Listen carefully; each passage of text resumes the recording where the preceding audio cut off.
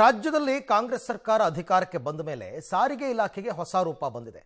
ಶಕ್ತಿ ಯೋಜನೆ ಜಾರಿಗೆ ತಂದಿರೋದ್ರಿಂದ ನಷ್ಟದಲ್ಲಿದ್ದಂತಹ ಸಂಸ್ಥೆಗಳು ಎಲ್ಲವೂ ಕೂಡ ಲಾಭದತ್ತ ಮುಖ ಮಾಡಿವೆ ಅಂತ ಹೇಳ್ತಾ ಇದ್ದಾರೆ. ಆದರೆ BMTC ಮಾತ್ರ ದಿನದಿಂದ ದಿನಕ್ಕೆ ನಷ್ಟದಲ್ಲೇ ಹೋಗ್ತಾ ಇದೆಯಂತೆ. ನೋಡಿದ್ರೆ ಯಾವಾಗಲೂ BMTC ಬಸ್ಸಲ್ಲಿ ಫುಲ್ ರಶ್ಶೋ ಜನನೋ ಜನ. ಹಾಗಿದ್ರೂ ಸಾರಿಗೆ ಇಲಾಖೆಯ ಈ BMTC ನಷ್ಟದಲ್ಲಿ ನಡೀತಾ ಇರತಕ್ಕಂಥದ್ದು ಯಾಕೆ? ಇದಕ್ಕೆ ಸಂಬಂಧಪಟ್ಟ ಒಂದು ರಿಪೋರ್ಟ್ ಇದೆ, ನೋಡೋಣ.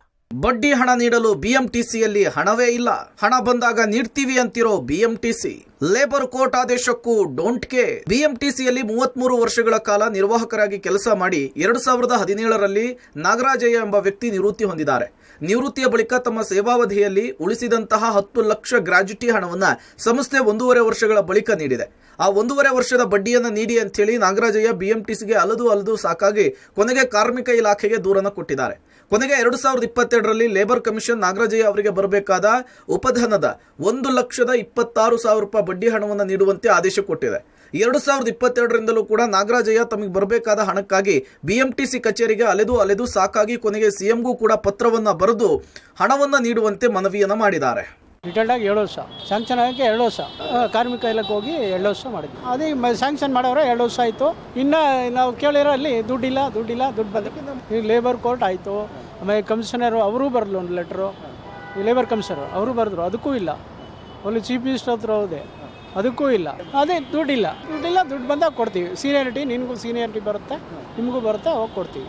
CM ಕಚೇರಿಯಿಂದಲೂ ಹಣ ನೀಡುವಂತೆ BMTCಗೆ ತಿಳಿಸಿದ್ರು. BMTC ಮಾತ್ರ ನಮ್ಮ ಬಳಿ ಹಣವಿಲ್ಲ, ಹಣ ಬಂದಾಗ ನಿಮಗೆ ಜ್ಯೇಷ್ಠತೆಯ ಆಧಾರದ ಮೇಲೆ ನೀಡ್ತೇವೆ. BMTC ಸಂಸ್ಥೆಯ ಆರ್ಥಿಕ ಪರಿಸ್ಥಿತಿ ಕ್ಲಿಷ್ಟಕರವಾಗಿದೆ ಅಂತ ಹೇಳಿ ನಾಗರಾಜಯ್ಯ ಅವರಿಗೆ ಉತ್ತರಿಸಿದ್ದಾರೆ. ನಿವೃತ್ತಿಯಾಗಿ 7 ವರ್ಷ ಕಳೆದಿದೆ, ಇನ್ನು ನೋಡೋಣ ಅಂತ ಹೇಳಿ ಉತ್ತರವನ್ನ ಕೇಳಿ ನಾಗರಾಜಯ್ಯ ಸುಸ್ತಾಗಿದ್ದಾರೆ. ಇನ್ನು ಇದು ಕೇವಲ ಇವರೊಬ್ಬರ ಸಮಸ್ಯೆ ಮಾತ್ರ ಅಲ್ಲ, ಇವರ ಜೊತೆಗೆ ಹಲವರು ಕೂಡ ಇದೇ ರೀತಿಯ ಸಮಸ್ಯೆಯನ್ನ ಎದುರಿಸ್ತಿದ್ದಾರೆ. ಅವರಿಗೂ ಕೂಡ ಇನ್ನೂ ಹಣ ಬಂದಿಲ್ಲ. ಅಷ್ಟರಲ್ಲಿ ಅವರು ಮೃತಪಟ್ಟಿದ್ದಾರೆ. ಹೀಗಾದ್ರೆ ಇನ್ಯಾವಾಗ ನಮ್ಮ ಹಣ ಕೈ ಸೇರುತ್ತೋ ಅಂತಿದ್ದಾರೆ ನಾಗರಾಜಯ್ಯ. 33 ವರ್ಷ ಮಾಡಿದ್ವಿ. 1,26,000 7 ವರ್ಷದಿಂದ ಹೋರಾಟ ಮಾಡ್ತೇವೆ. ಈಗ ನಮ್ಮ ಫ್ರೆಂಡು, ನಾವು ಒಬ್ಬರೇ ಮೆಕ್ಯಾನಿಕ್, ಅವರು ನೋಡಿ ಈಗ ಸತ್ತೋಗ್ಬಿಟ್ರು ನಮ್ಮ ಜೊತೆ. ನಾವು ಅವರು ಒಂದೇ ದಿನ ಡಿಪೋ 7ನಲ್ಲಿ ಅವ್ರ ಮೆಕ್ಯಾನಿಕ್ಕು, ನಾವು ಕಂಡಕ್ಟ್ರು, ಒಂದೇ ದಿನ ರಿಟೈರ್ಡ್ ಆದ್ರು. ಅವ್ರು ಸತ್ತೇ ಹೋಗ್ಬಿಟ್ರು. ಅವ್ರದ್ದು ಇಲ್ಲ, ಅವ್ರದ್ದು ಇನ್ನೂ ಬಂದಿಲ್ಲ.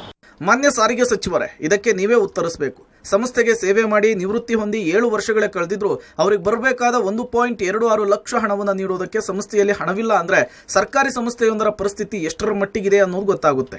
ಇಂದಲ್ಲ ನಾಳೆ ಹಣ ಬಂದೇ ಬರುತ್ತೆ ಅನ್ನುವ ನಿರೀಕ್ಷೆಯಲ್ಲಿರುವ ನಾಗರಾಜಯ್ಯ ಅಂತಹ ಅದೆಷ್ಟೋ ನಿವೃತ್ತಿ ನೌಕರರ ಸಮಸ್ಯೆಯನ್ನ ನೀವೇ ಬಗೆಹರಿಸಬೇಕು. Maruti Belluru, public TV, Bengaluru.